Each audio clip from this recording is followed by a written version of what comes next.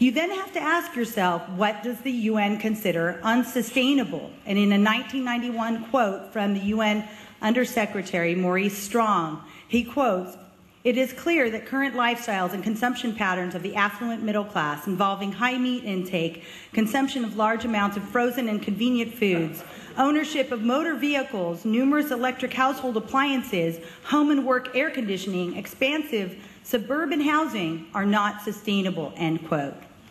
The town's consultants' nearly verbatim copying of a definition of sustainability from the United Nations document for inclusion in Danville's general plan should elicit immediate concern from you as council members.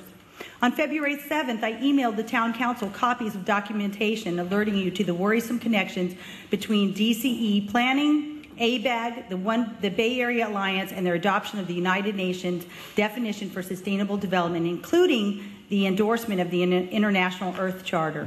My continuing concern is that the town is prepared to make decisions without a full understanding of the assumptions and implications built by your consultants into the planning documents. If the town council intends to align our community with the United Nations plan and its foundational definition of sustainability, then you should declare so and such intentions verbally and in writing, properly crediting and sourcing the origin of the definition within the general plan. Otherwise, the plan and the SAP current definition of sustainability is unsustainably misleading.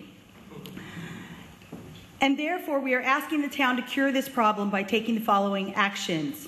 Remove the word sustainable from the general plan and EIR and go back to the language and direction from the previous general plan.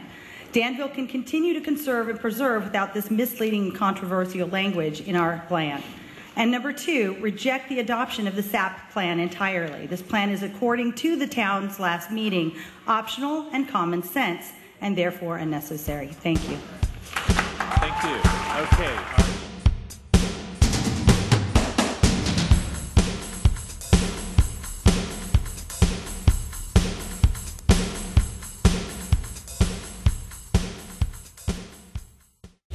I have that general question, I think that Heather posed, with respect to using the definition for sustainability that's being used as the definition itself has almost become a buzzword. Is that going to tie us into future problems or laws that are passed by using that definition?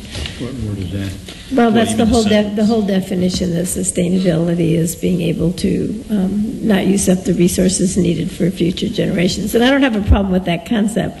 I have a problem with if it's something that's become a buzzword that's going to show up in other laws and cause us problems in the future. Well, I wouldn't want, I don't care where the definition is from. Yeah. I don't want to cite any definition because I want to be tied to what that organization is about. I don't have any problem with what it says. I mean, I don't care who said it, but yeah. I don't want to put in there, by the way, it's quoted from something, because then it's tying us back to that organization. Well, that is the issue. Yeah. It is in here all over it. Right, but I don't have a problem, like you said, with what it says, but I don't want to cite anybody. Oh, no, I don't want to cite it. I'm questioning, should we use it identically? Because then when the people see it, they'll associate it with the same definition that we don't quite have. I mean, sustainable doesn't even show up as I can find in the 2010 plan, except under sustainable habitat. So it shows up in the California Green Code. It's coming out January 1st in the new International Building Code. That was a year ago, no?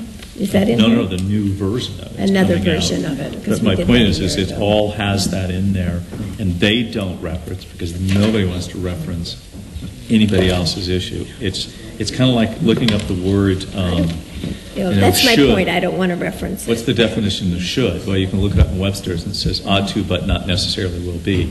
Sustainability has that kind of, and I don't want to have any other reference.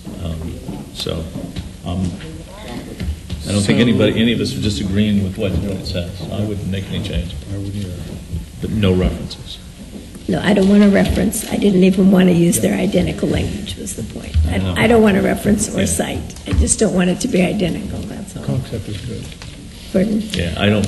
I guess I'd say that the 2010 plan has a lot of things in it that are referenced in this section. Whether it's air quality or water quality, et cetera. And somehow they managed to do it without citing sustainable all the time. So I think since I can't read what Rob wrote, it's way too small for me. Thank you, but my contexts are set for computer, and this is not. This is small map.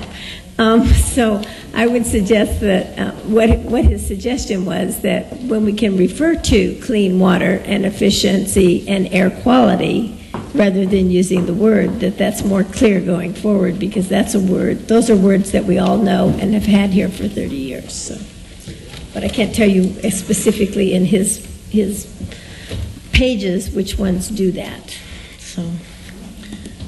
So do I hear anybody else that wants to make any changes to that effect? Otherwise, No. you have to read it if you. Okay. I can't read it. All right, so I don't see that we're making any change in that area.